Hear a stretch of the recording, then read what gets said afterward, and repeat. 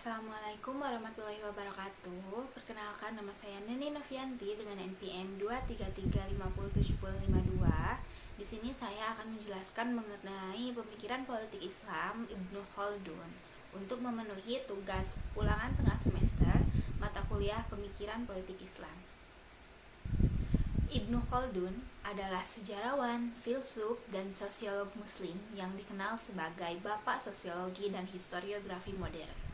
Pemikirannya banyak dituangkan dalam karyanya yang terkenal, yaitu Muqaddimah yang menjadi dasar dalam studi sejarah dan juga peradaban.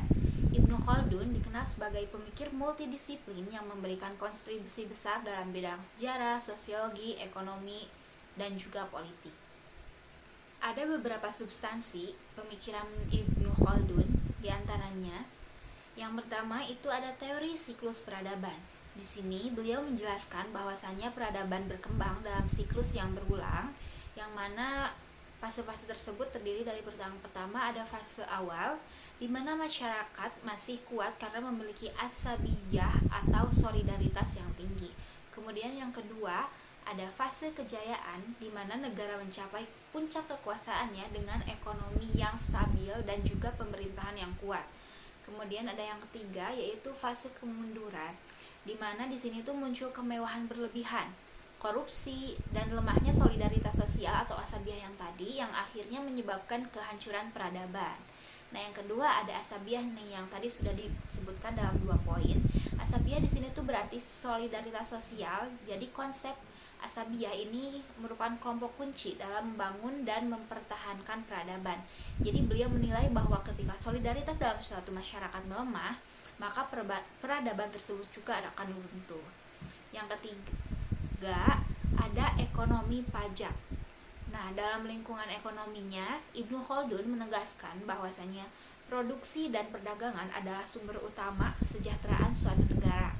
Dan Ibnu Khaldun juga merumuskan teori bahwa pajak yang terlalu tinggi akan menurunkan produktivitas ekonomi dan justru mengurangi pendapatan negara dalam jangka panjang. Pandangannya ini mirip sekali dengan teori ekonomi modern seperti kurva Laffer. Yang keempat ada metodologi sejarah.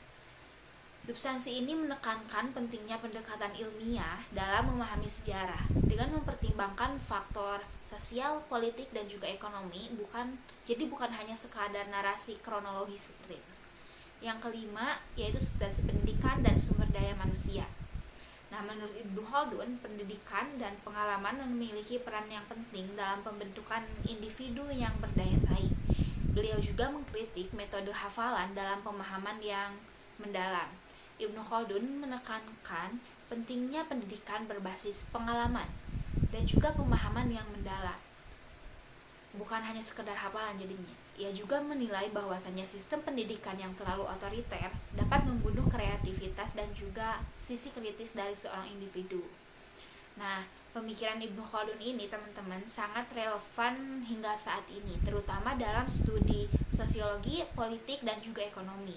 Pemikiran Ibnu Khaldun ini sangat maju untuk zamannya dan tetap relevan hingga saat ini.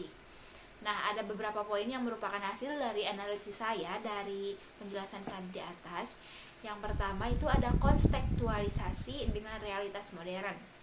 Nah, teori siklus peradaban yang ia kemukakan tadi, yang tadi kita bahas di awal juga, terlihat dalam sejarah berbagai negara seperti jatuhnya Romawi, Kesultanan Utsmaniyah, hingga perubahan dalam kekuatan global saat ini.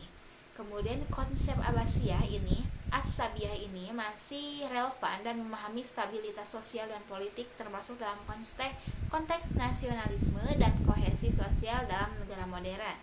Yang kedua ada relevansi dalam ekonomi dan juga kebijakan publik. Nah, pandangan beliau mengenai pajak dan juga dampaknya terhadap produktivitas ekonomi sangat mirip dengan konsep dalam ekonomi modern yang tadi kita sebutkan, yaitu kurva Laffer. Nah, jadi Ibnu Khaldun memahami bahwa pentingnya keseimbangan antara peran negara dan kebebasan ekonomi dalam menjaga stabilitas sosial ini tuh sangat penting. Yang ketiga ada metodologi ilmiah dalam sejarah dan sosiologi. Nah, Pendekatan Ibnu Khaldun yang rasional dan juga berbasis kausalitas menjadikannya pelopor dalam studi sejarah yang ilmiah, berbeda dari pendekatan tradisional yang cenderung mitologis atau deskriptif. Kemudian yang keempat, ada kritik terhadap pemikiran Ibnu Khaldun nih.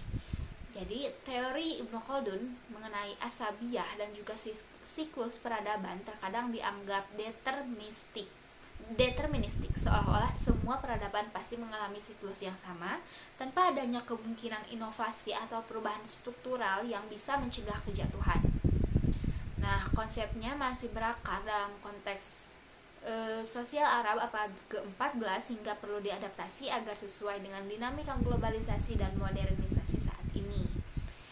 Jadi secara keseluruhan Ibnu Khaldun adalah seorang pemikir yang melampaui zamannya, teman-teman.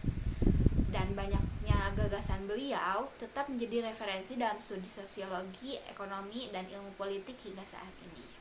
Sekian pembahasan dari saya. Terima kasih. Wassalamualaikum warahmatullahi wabarakatuh.